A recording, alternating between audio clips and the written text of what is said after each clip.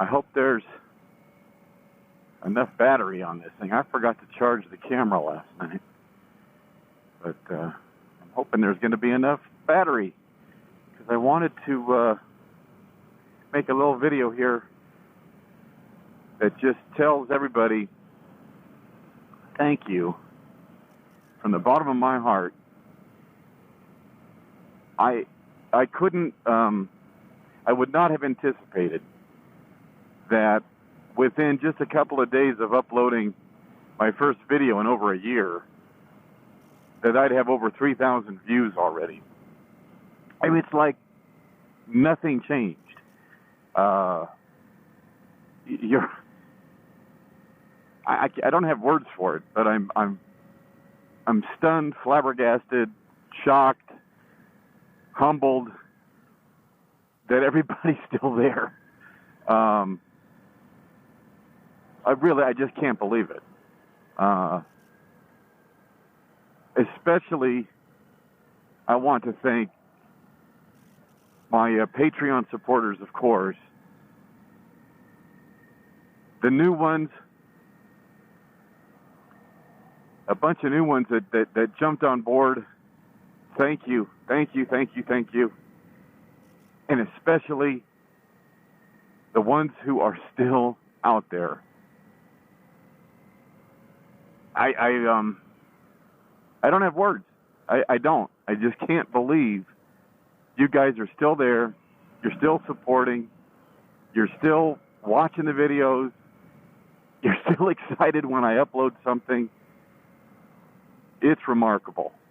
Absolutely remarkable. And encouraging. You guys have no idea how motivating that is for me to see all you guys out there and all the support. It means everything to me, and really encourages me to keep on moving. And I've finished the what's the word I'm thinking of? The script for episode 39 of the Bob Duco series, and you'll be it's something else you guys might be happy about.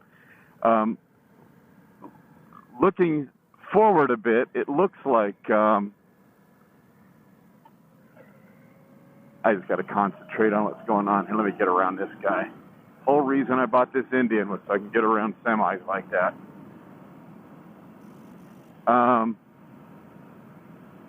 But looking ahead a little bit on the Duco series, remember it's top 10, and I'm still in the fourth proof because I wanted to dissect each one of his assertions individually, where he kept throwing out, this verse was a prophecy about this event. And as you guys well know, when I bury an apologist, I bury an apologist, and then I bury the shovel. I don't want them coming back up. Played enough zombie games in my life. But anyway, looking ahead for the fourth proof, I think it's, I know I've got another episode after this. I think there's 40, and I believe 41. And then I think I'm also going to do an episode 42, which is just kind of a discussion, sort of, and I'm still thinking about this, a discussion of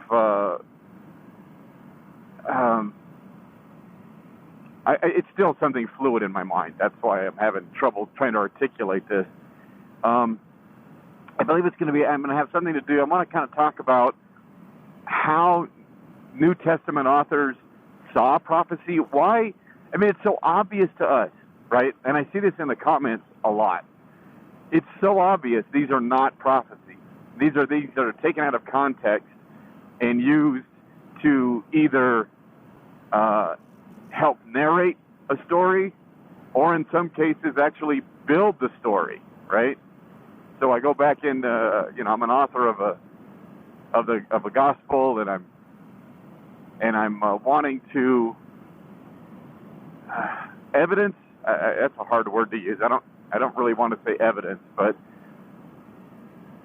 I guess that's a good enough word, but I want to evidence the life of Jesus as having been foretold in the scriptures, or at least,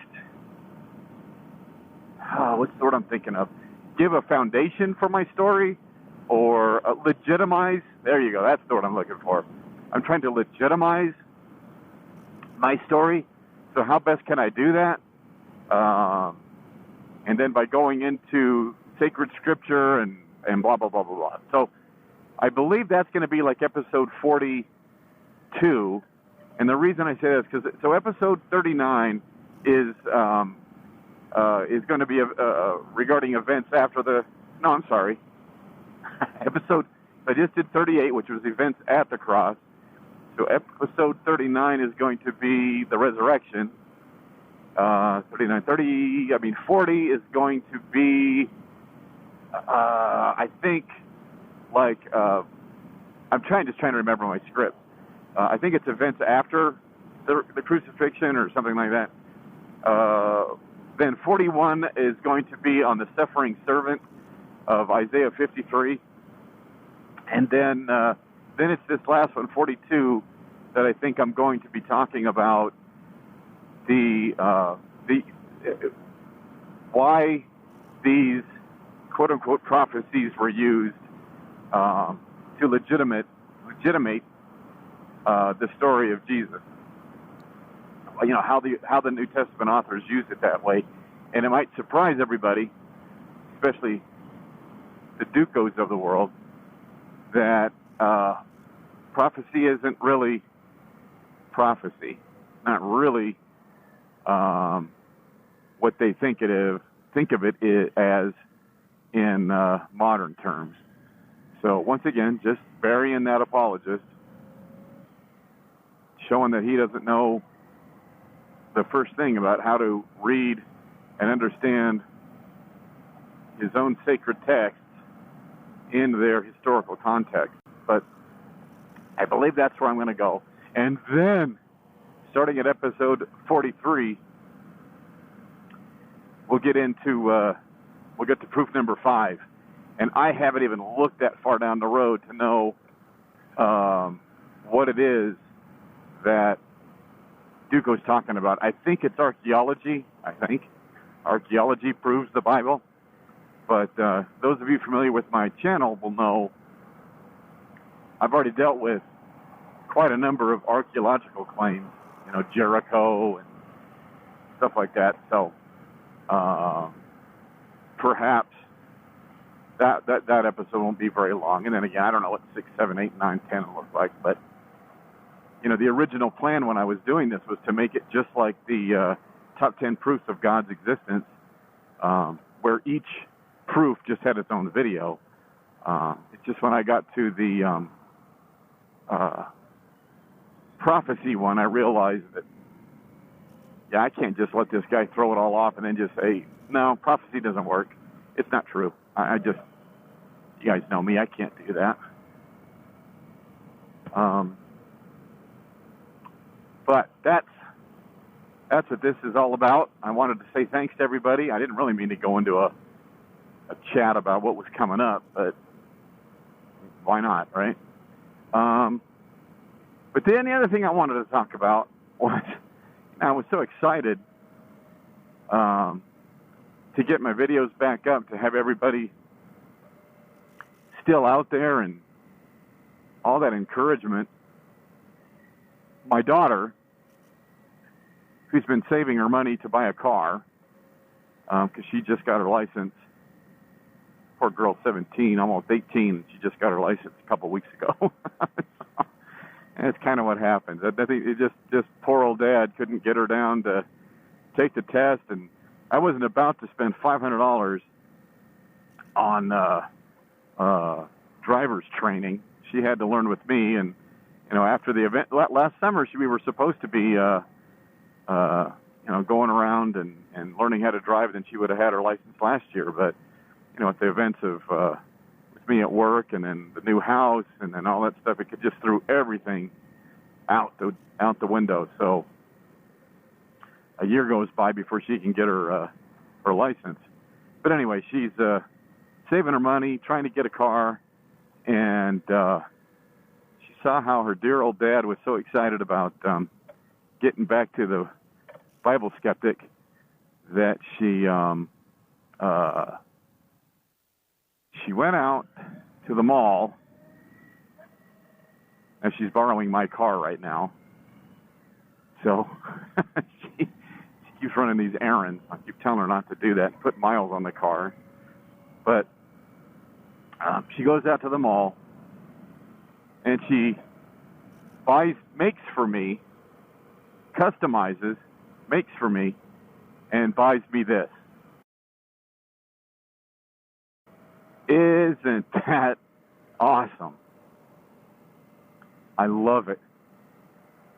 But that's what you guys have done for me. You've made me so proud and happy, and feel like my old self again. That she recognized that and wanted to join in, I think, and let her dear dad know that how much she loves him and how much she knows this is important to me. So you guys, you got to understand this Bible skeptic stuff. I call it my hobby, but it's more than that. It does help define who I am. And each one of you out there who watch this and get those numbers just validates everything that I do and lets me know that I'm doing a good job. And if I was only getting 400 or 500 or 28 views or something like that, I'd feel like I was just producing garbage. But, looking around and seeing the state of decay that, the YouTube skeptical community is in, which, frankly, I don't understand why. It must be views or something. I don't know. But why skeptics decided to move their focus to, like social issues. I don't know. I don't call myself the YouTube skeptic or the everything skeptic or just the general skeptic. I'm a Bible skeptic, and my focus is solely on Bible stuff. I'm an atheist. I'm going to talk about stuff pertinent to that, not just anything that pisses me off or rubs me the wrong way. But I want to say thanks to everybody. I want to say I'm going to keep doing what I'm doing. I enjoy it. I love it. Say it helps define me. Your support, your views, your encouragement, comments all point out to me, I should say, that what I'm doing has value. And it really, really, really, really means a lot. So again, thanks, guys. I'm get to work on the next episode, and hopefully it'll be up soon. But soon is very relative. I've been having to do a lot of house stuff. Yesterday when I got home, I put up window blinds in my daughter's room after work, so I didn't have time to go to the videos. Tonight I've got to build a cabinet for my wife, for a storage cabinet kind of thing. And so guess what? No time for working on the video. So today's Wednesday, tomorrow's Thursday. Maybe I'll have time Friday. We'll see. Anyway, thanks again, everybody. I know this is a little longer than I thought it was going to be, like a two-minute video. It ended up being damn near all the way to work. So thanks again for hanging in with me, guys. Talk to you soon.